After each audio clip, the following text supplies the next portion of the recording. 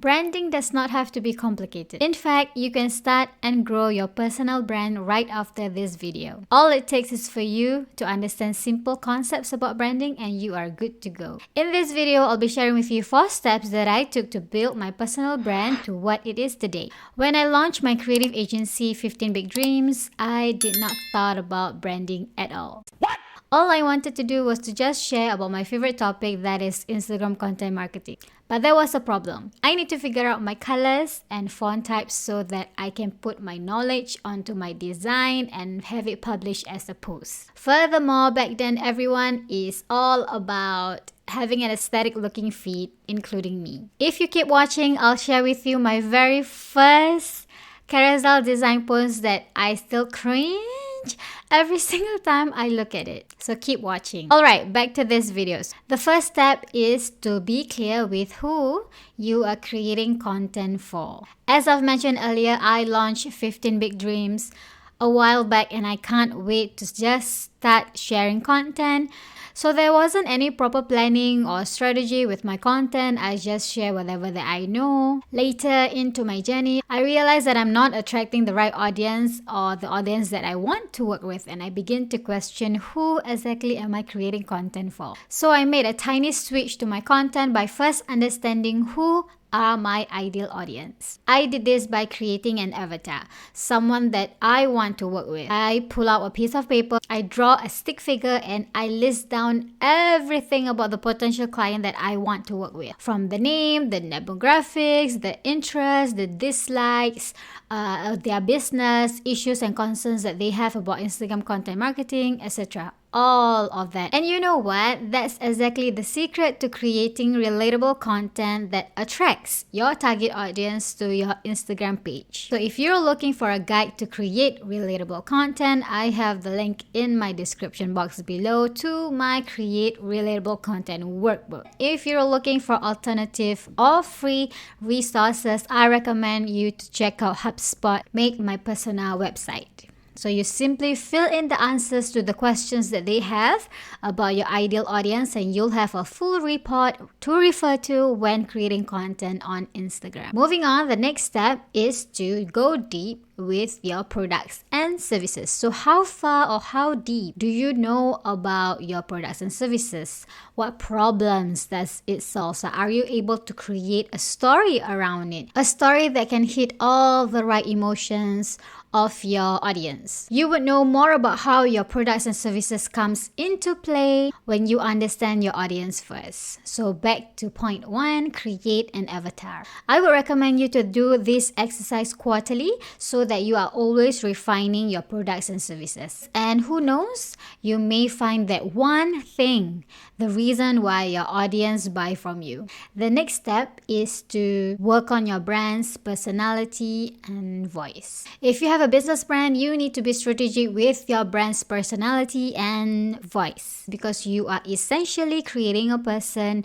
for your audience. But if you are a personal brand, your business is you, the way you are, the way you talk.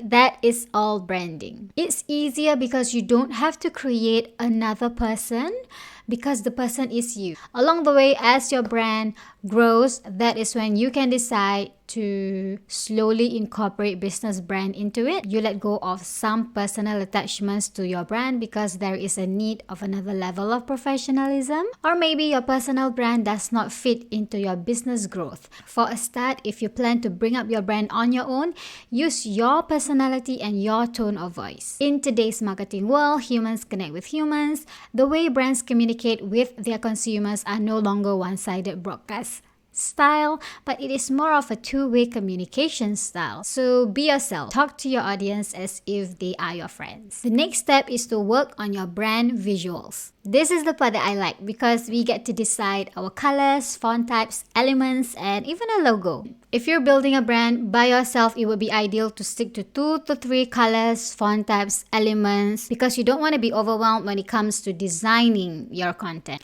What would help is to create a brand guideline for you to refer to. If you're looking for a template, I got just the thing for you. If designing is the hardest part in your content creation process, then you will love these these 100 plus social media Canva templates. They consist of informational template, carousel templates, and selling templates. So cut the overwhelm and make design simple and easy for you. What I love about these templates is that they come with a simple brand guideline for you to fill in your colors, your fonts, and even your logo.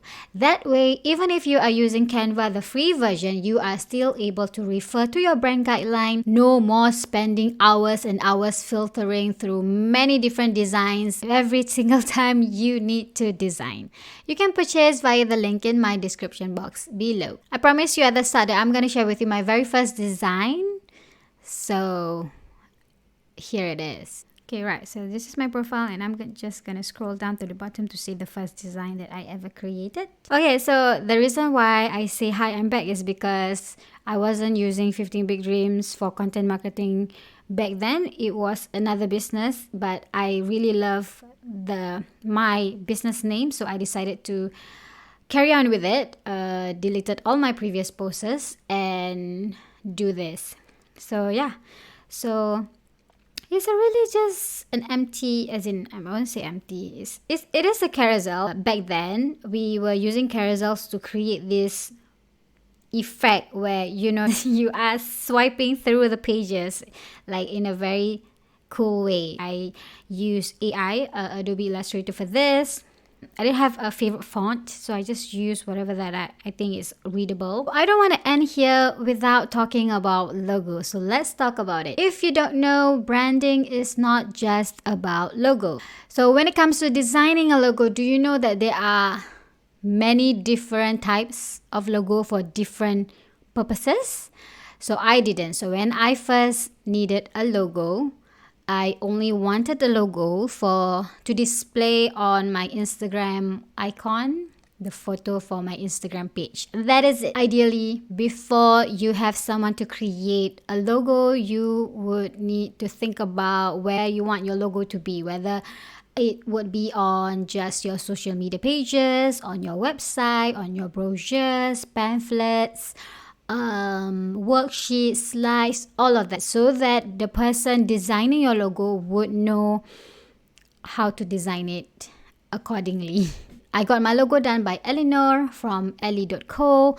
I remember when she asked me, okay, so what do you need a logo for? I just told her that I want the logo to be the photo of my Instagram page. And then later on into my business, I realized that I need the logo for my website, for my slides, for my digital product. It's a good thing that Eleanor knew that, and she actually came up with a few different versions of the logo, and I was able to use them for a variety of purposes. So thanks, Eleanor. I will link her if you need a logo done. I will link her in my description below. To answer the question whether you should create your own logo or you have someone, an expert to do it, well, I think it comes back to the purpose of your business. Initially, I designed my own logo, and then I realized that in my line of work, people look up to professionalism. So I thought I needed a logo so that I would portray a sense of professionalism in my business.